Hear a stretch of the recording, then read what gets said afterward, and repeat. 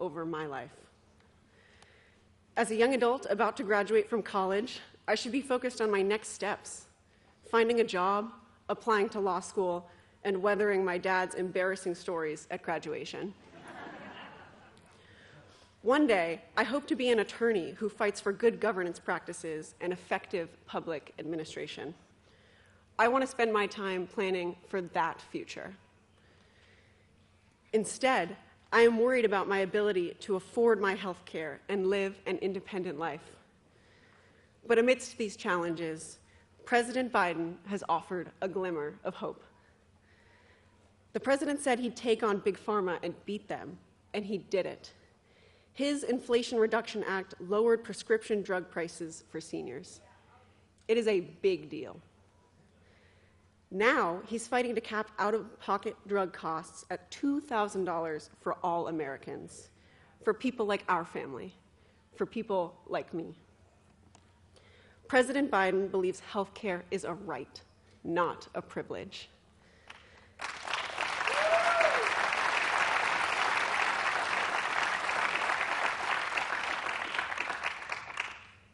That's why it is my great honor to introduce the man who leads the fight to put patients above profits, the President of the United States, Joe Biden.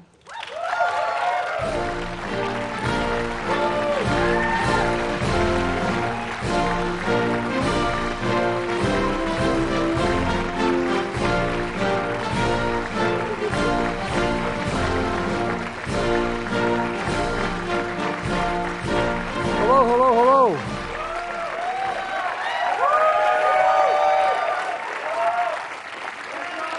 Good to see you all. Good to see you all. Thank you.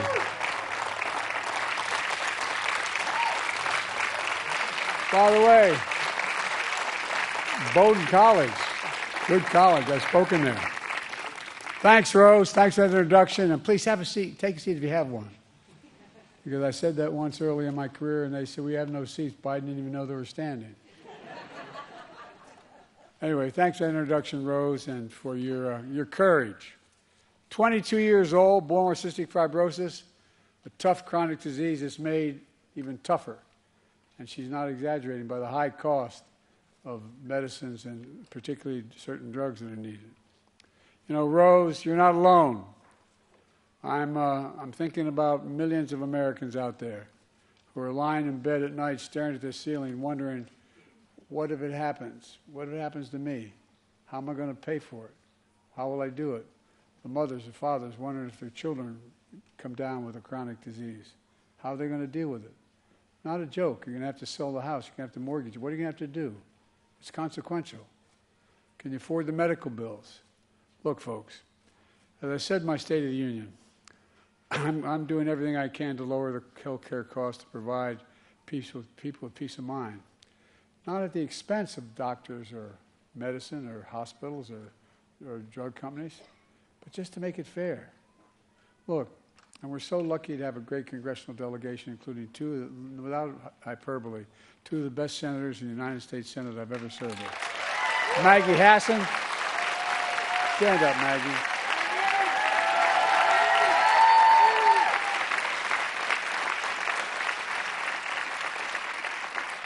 And Jeannie Sheen couldn't make it today, but she's a dear, dear friend and a great ally. But she sent somebody who, if I have to be in a fight, I want him in my corner. Stand up, pal. Billy Shea. Look, I'm here in New Hampshire to talk about the budget I released today that would, what I think, help in a big way. As you just heard, Rose, many Americans pay for prescription drugs more money than anywhere in the country. If I got you on Air Force One with me and flew you to Toronto, to Berlin, to London, to Rome, any place in the world, with the same prescription you might have for whatever you need, no matter what it is, and we could, by the same company, you could get it in all those cities. And guess what? It costs you between 40 and 60% less. That's a fact. That's not hyperbole. That's a fact. And it's wrong. And guess what? I've been trying for years and years, the U.S. Senator, to end it. and I'm ending it now. Through the Inflation Reduction Act, the law I proposed and signed, not one Republican, I might add, voted for it, we finally beat Big Pharma. Caps total prescription drug costs for seniors in Medicare at $2,000 a year, even for expensive drugs. Maximum. Right now, for example, this is already passed. I got it passed already. We got it passed.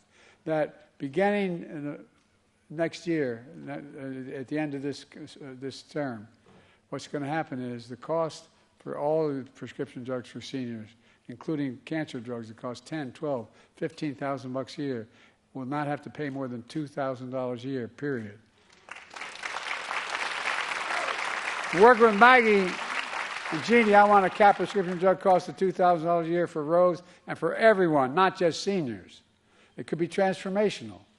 But that's not all. Instead of paying as much as $400 a month for insulin for seniors with diabetes, you now only have to pay $35 a month. Well, you know why we did that? I've been fighting that a long time, too. I bet every one of you knows somebody who needs insulin for diabetes, yourself or somebody else. Well, it costs as much as $400 a month. You know how much it costs to make that? $10, T-E-N, $10. And the guy who came up he didn't want to patent it because he wanted to make sure everybody had access to it. So if you add everything, including the cost of packaging it, it's $13. They're still making 3 times more than they would ordinarily. They're not getting cheated. They're just going to pay what other people pay around the world. And now with Jeannie's leadership and Maggie's partnership, that's not the entire, and the entire delegation that's here, I want to cap the cost of insulin at $35 for every American. Every American.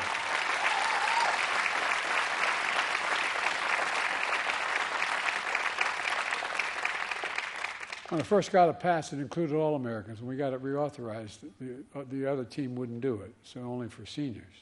Look, for years people talked about this, but we finally got it done and gave Medicare the power to negotiate lower drug prescription costs, just like the VA's been able to do for veterans for a long, long time. It's not just saving seniors money, it's saving every taxpayer money. It's cutting the federal deficit. Just what we've just done so far. Cut the federal deficit over time by $160 billion. That's $160 billion Medicare does not have to pay out because they're paying a rational price for this drug, not just this exorbitant price from before. Look, this year Medicare is negotiating lower prices for some of the costliest drugs on the market that treat everything from heart disease to arthritis. That's in the law that we've already passed.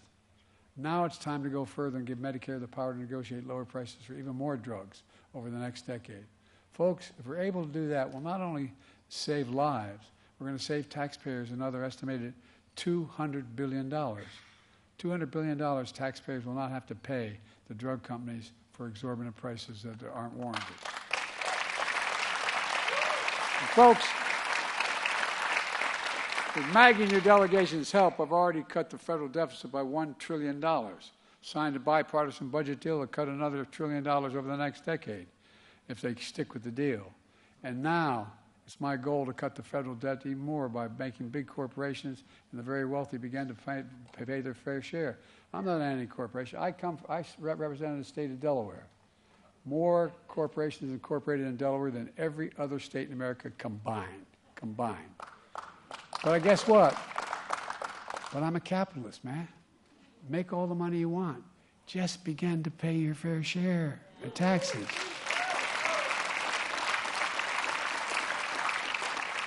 You may remember the big fight I had not long ago, and the reason we were able to cut the deficit already by $7 billion in the first year.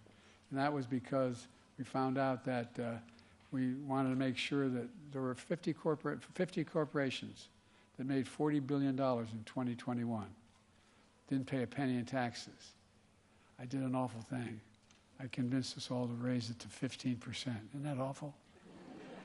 And it paid for everything that we've paid for what we've done so far and still cut the deficit. Look, a fair tax code is how we invest in things that make this country great, from health care, education, defense, and so much more, research, development. But here's the deal. The last administration enacted a $2 trillion tax cut. $2 trillion tax cut that benefits the very wealthy in the top 1%, the biggest corporations, and exploded the federal deficit. Last administration added more to the national debt than any presidential term in American history. Debt. Not, you turn on TV and you think he's telling the truth. Debt. Does anybody here think the tax code is fair? Raise your hand. Well, I don't think so either. I think if I don't want to get in trouble with the press, but I bet they wouldn't even raise their hands. Do you really think the wealthy and big corporations need another $2 trillion tax breaks? Because that's what he wants to do. His tax cut's about to expire, and he wants to add another $2 trillion tax cut. Well, I'm going to keep fighting like hell to make it fair. Under my plan, as I said, I ran for president. I promised nobody, well, as long as I'm president, who earns less than $400,000, it's a lot more than I ever made, will pay an additional penny in federal taxes. Nobody. Not a single cent. Nobody will pay a single penny more, and they haven't thus far. Folks, it's about fundamental fairness. Here's another example. Folks, Obamacare became known as the Affordable Care Act. And by the way, it's still a very big deal.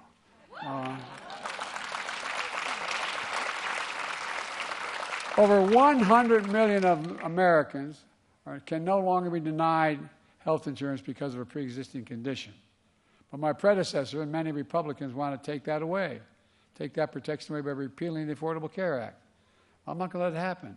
We stopped them literally 50 times, 50 times in the last administration. And we're going to stop them again. Folks,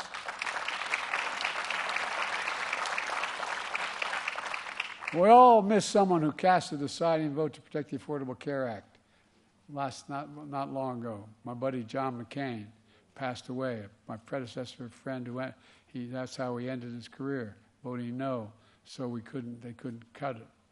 John loved New Hampshire, and he still drives my predecessor crazy, even though John's long gone. But that's John. My mother would say, God love him. Folks, working with your delegation, I'm protecting and expanding the Affordable Care Act. A record-breaking 21 million Americans have signed up for health care under the ACA, including 65,000 folks right here in New Hampshire. I enacted tax credits that save on average $800 per person per year, reducing health care premiums for millions of working families under the Affordable Care Act. But those tax credits expire next year, and I'm calling on Congress to make and expand the Affordable Care Act tax credits and make them permanent. Make them permanent.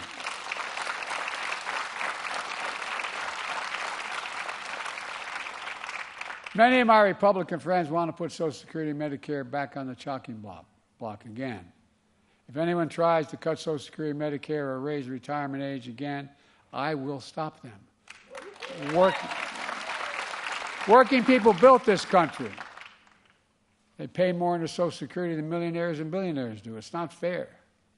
Folks, we have two ways to go at Social Security and Medicare. Republicans will cut Social Security and Medicare to give us more tax cuts for the wealthy. Even this morning, Donald Trump said cuts to Social Security and Medicare are on the table again. When asked if he changed his position, he said, quote, there's a lot you can do in terms of cutting. Tremendous amount of things you can cut. Let me be precise. Tremendous amount of things you can do, not cut. He said, but the bottom line is, he's still at it. I'm never going to allow that to happen. I won't cut Social Security. I won't cut Medicare. Instead of cutting Medicare and give tax breaks to the wealthy, I will protect and strengthen Social Security and Medicare and make the wealthy begin to pay their fair share. In fact, my budget plan would preserve Medicare benefits in this Medicare trust fund. Because Maggie's leadership, because of it, I'm also cracking down on surprise medical bills. Here's the deal. You go out there and you do your homework. You choose the hospital if you need a hospital based on what your insurance company will cover. And then when you get the bill, there's a surprise charge because the hospital assigned an anesthesiologist or a doc that isn't under your control, isn't in your insurance. That surprise bill can add up to thousands of dollars, thousands. Thanks to Maggie, we ended that surprise billing and we're protecting 1 million Americans.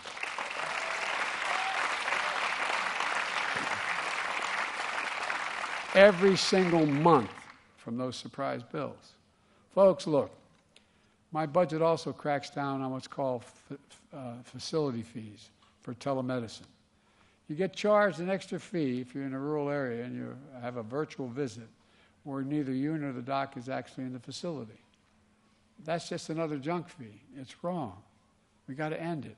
These surprise medical bills, junk fees, add up to hundreds of dollars for ordinary families like the one I grew up in, and it makes a difference, although it does generate $20 billion in profit. That's what it does. Let me close with this. 4 years ago, this week, before I came to office, our country was hit with the biggest, worst pandemic and economic crisis in a century. Remember the anxiety and the fear? Record job losses, raging virus that would take more than 1 million American lives and leave millions of loved ones behind. It was estimated for every one who died, left behind 8 significant people: mother, father, brother, sister, aunt, uncle, an empty chair at the table. The mental health crisis that resulted from the isolation and loneliness. A president, my predecessor, who failed the most basic of any duty a president owes the American people, a duty to care. I believe that's unforgivable. I came to office determined to uphold the duty to care and get us through one of the toughest periods in our nation's history. And we have. Building a future of American possibilities, building an economy from the middle out and the bottom up, not just the top down. When the middle grows, the bottom has a chance, the poor have an opportunity, and the wealthy still do very well. They still do very well. Investing in all America and all Americans to make sure everyone has a fair shot. We leave nobody behind, nobody. Our plan is working and America is coming back. 4 years later, the pandemic no longer controls our lives. The vaccines that saved us from COVID are now being used to help beat cancer, turning a setback into a comeback. That's the American story. And I believe we're moving into a future where health care is a right, not a privilege in America. That's why.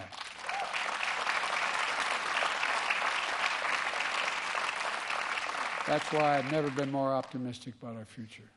We just have to remember who we are. We're the United States of America. There's nothing beyond our capacity when we do it together. Nothing, seriously, not a joke. We're the only country that's ever come out of every crisis stronger than we went in. Stronger than we went in. And folks, give you one little example. You know, I may not get it done, but if you give me a Congress, I will. No, I'm serious. I may not get it done, but here's the deal. If you know how much, we have 1,000 billionaires in America. That's not a bad thing, per se. You know what their average tax rate is? 8.2% taxes. Anybody want to trade their tax rate? No, I'm serious. If we just charge them, had a tax code that charged them 25%, not the highest rate, 25%. You know how much that would raise over the next 10 years? $400 billion. $40 billion a year. Imagine what we could do. From cutting the deficit to providing for child care, to providing health care, to continue to provide our military with all they need. So folks, look, this is not beyond our capacity. We just have to listen. We've got to tell people what we want to do and hope that they've figured out that what is going on with the last guy, if it gets repeated, because if he gets elected, he's publicly stated he'd try to repeal every single thing we've done so far. 15 million new jobs, 800,000 manufacturing jobs, they go on and on. But people still need help. They still need help. Those people, the folks sitting at the kitchen table, they still need some help on the day-to-day things. And we're going to work on those as well. But at any rate, I'm taking too much of your time. You're very gracious. Thank you all very much for being here. And as my mother would say, God bless you all. Thank you. And God protect our troops. Thank you.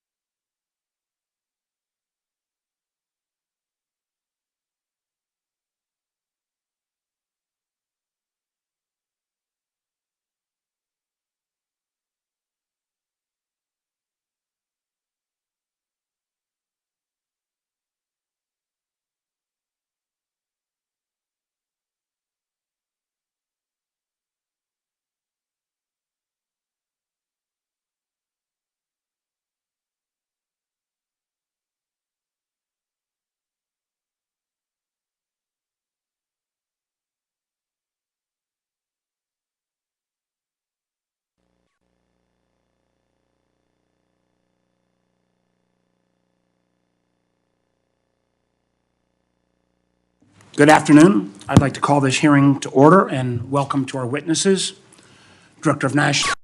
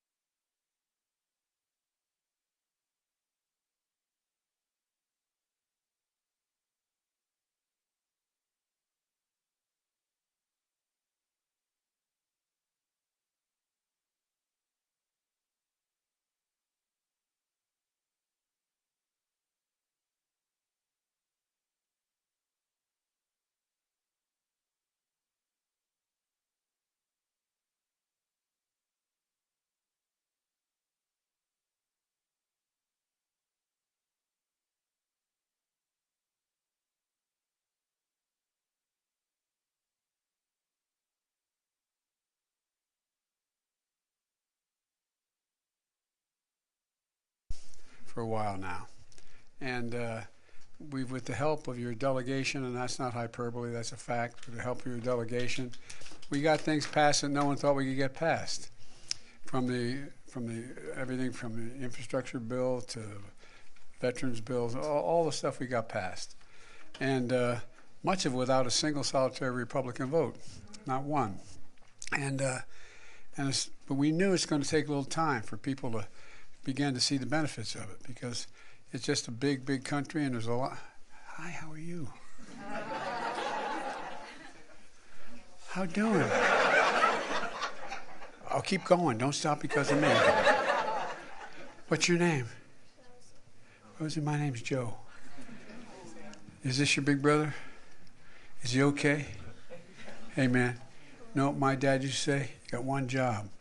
Keep the boys away from your sister. But all kidding aside, look, I think we have enormous opportunities, enormous opportunities. The country's ready to get up and go. And everything from what we've been able to do in a general sense, 15 million new jobs, that's good, but it doesn't really connect yet to people, even though they're benefiting from it. Inflation down from 9% to 3%, 800,000 manufacturing jobs. But my dad used to have an expression. He said, Joe, your job's about a lot more than a paycheck. It's about your integrity. It's about your dignity. It's about being able to look your kid in the eye and saying it's going to be okay. And one of the main things I try to do, and I'm going to continue to do, God willing, if we get reelected, is finish the job by continuing to focus on the middle class, because when the middle class does well, the poor have a way up, and the wealthy still do very well. They still do very well. But they got to start paying their fair share.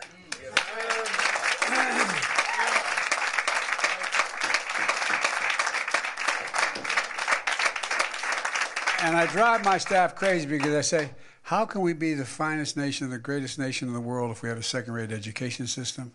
How can we be the finest nation in the world if we don't invest in research and development? How can we be the finest nation in the world without the best education system? I mean, just across the board, healthcare system. How can we do that? And, I think the American people get it. If you take a look at, I know the press is here, and they're all wonderful people. I don't know why they don't like me a lot more than Trump, but the way he talks about you guys. But anyway, that's a joke. I'm kidding. I shouldn't even be kidding with you. I'll pay a price for having said that. But look, everything we've done, if you take a look at it, and none of the polling matters much more now. It's way out. But number two, polling has kind of changed a lot, too. It's not nearly as accurate. It's not nearly as capable as it was before, because you got to make 6 zillion calls to get one person on their cell phone, et cetera. But one of the things is that there's 3 things I want to do. One, I want to restore the soul of this country. When I ran the first time, I meant it. Well, and that sounds like hyperbole, but I just mean basic dignity, just basic sense of dignity, and just treating people with respect. I mean, I know I don't look it, but I've been around a long while. But all kidding aside, think about it. I doubt whether those of you who've been around half the time I've been around thought it would ever get to this point in the way we treat one another in politics. It's just not healthy. The reason Barack asked me to be his vice president was because of my background in foreign policy, and I had spent an awful lot of time traveling the world and knew almost every major world leader, and know them all now as well. They're wondering about us. Well, they're wondering about whether we are the same country we have advertised ourselves to be since into World War II.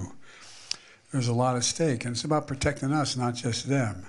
So when I talk about, everybody wonders why I talk in the middle of a campaign about dealing with making sure that Ukraine is taken care of. Well, the message that the president says when he says to Putin, come on, if they don't pay their dues, you just come in, do whatever the hell you want. There's things that, anyway, the same thing with regard to dealing with the border.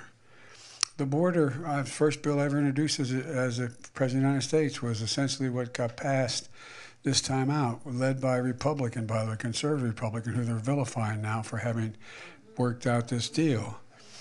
But look, what we need is just an orderly process at the border, not to keep. They're not vermin, they're not scum, they're not people who are all criminals coming. It's just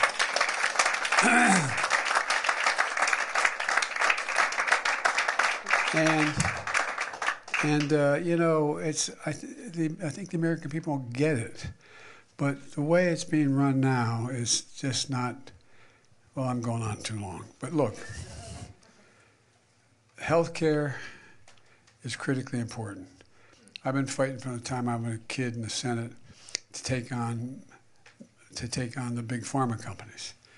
The idea that it costs $10 to make insulin, $13 to package it all told, and they're selling for $400 is crazy. It's a ripoff.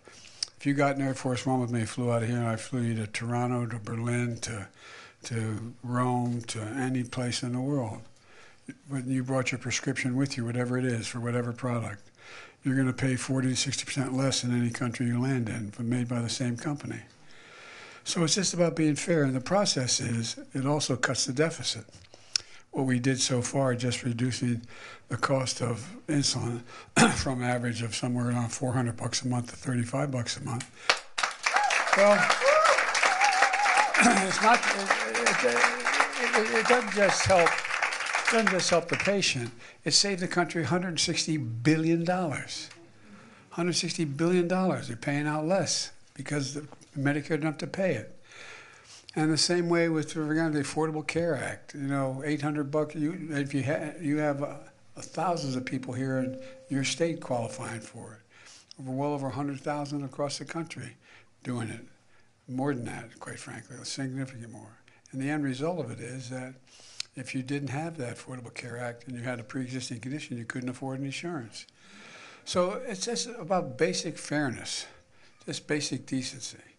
By the way, I'll stop talking and I'll take questions if you want me to.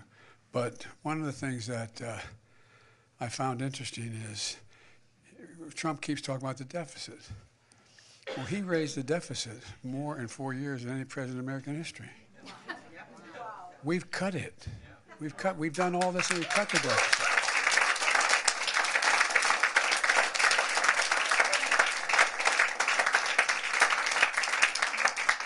But it's just about, you know, we've never lived up to, we hold these truths to be self-evident, all men and women are created equal, endowed with their Creator, etc. We've never fully lived up to it. We've never walked away from it. This guy wants to walk away from it. Listen to what he's saying. Listen to what he wants to do. While I was down in Georgia working on health care and making sure that we had the support of all the minority organizations in the country that we support so strongly, he was the Viktor Orban who talked about democracy being a problem and telling me how much he understood him and agreed with him.